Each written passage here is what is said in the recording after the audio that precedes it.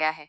ये अहमदाबाद भारत से एक ब्रेकिंग स्टोरी है, एक ऐसी त्रासदी जिसने देश और दुनिया भर के विमानन अधिकारियों को हिला दिया है।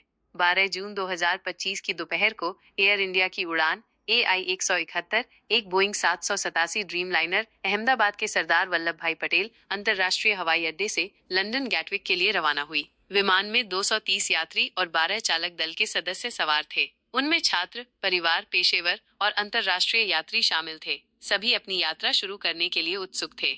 उड़ान भरने के कुछ ही मिनटों बाद 600 फीट की ऊंचाई पर चढ़ते समय विमान में चालक दल द्वारा वर्णित कई महत्वपूर्ण सिस्टम विफलताएं अनुभव की गईं। एक संकटकालीन कॉल मेडे जारी की गई। दुखद रूप से कुछ ही क्षण बाद विमान मार्ग से भटक गया और अहमदाबाद के घनी आबादी वाले मेघानी नगर क्षेत्र में बीजे मेडिकल कॉलेज के छात्रावास खंड में सीधे जा गिरा।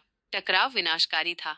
विमान इमारत से टकराकर एक विशाल अग्निपिंड में बदल गया। बचाव दल कुछ ही मिनटों में घटनास्थल पर पहुंच गए, लेकिन तबाही ओवरवेलमिंग थी। विमान में सवार 241 लोगों की जान चली गई। जमीन पर कम से कम 28 लोग, जिनमें से अधिकांश छात्रावास के छात्र थे, भी मारे गए। 60 से अधिक अन्य गंभीर रूप से घायल हुए।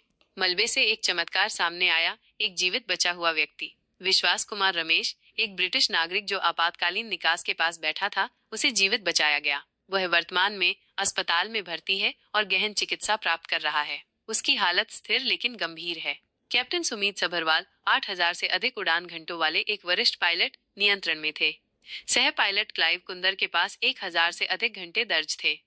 भारत के विमान दुर्घटना जांच ब्यूरो के जांचकर्ता बोइंग, NTSB और ब्रिटिश अधिकारियों के साथ मिलकर अब कारण निर्धारित करने के लिए काम कर रहे हैं। ब्लैक बॉक्स बरामद कर लिया गया है और उसका विश्लेषण किया जा रहा है। पूरे देश में शोक समारोह और प्रार्थना सभाएं आयोजित की जा रही हैं। प्रधानमंत्री नरेंद्र मोदी और वैश्विक नेताओं ने गहरी संवेदना व्यक्त की है। भारतीय ध्वज आधा झुका हुआ है। छात्र, परिवार और नागरिक असमय खोए हुए जीवन के लिए शोक मना रही हैं।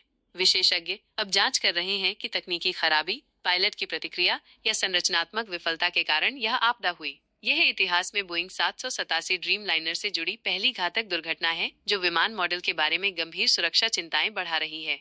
जैसे जैसे परिवार जवाब का इंतजार कर रहे हैं, दुनिया शोक मना रही है। एक उड़ान, एक दुखद क्षण और सैकड़ों जीवन हमेशा के लिए बदल गए। जांच जारी रहने पर हम आपको अपडेट देते रहेंगे।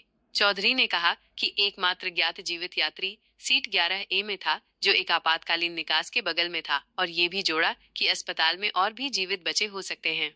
टेक ऑफ के 30 सेकंड बाद एक तेज आवाज हुई और फिर विमान दुर्घटनाग्रस्त हो गया। 40 वर्षीय रमेश विश्वास कुमार ने हिंदुस्तान टाइम्स को बताया, जिसने उस नाम से सीट 11A के लिए एक बोर्डिंग पास ऑनलाइन दिखाया। ये सब इतनी जल्दी हुआ। उन्होंने अपने अस्पताल के बिस्तर से अखबार को बताया।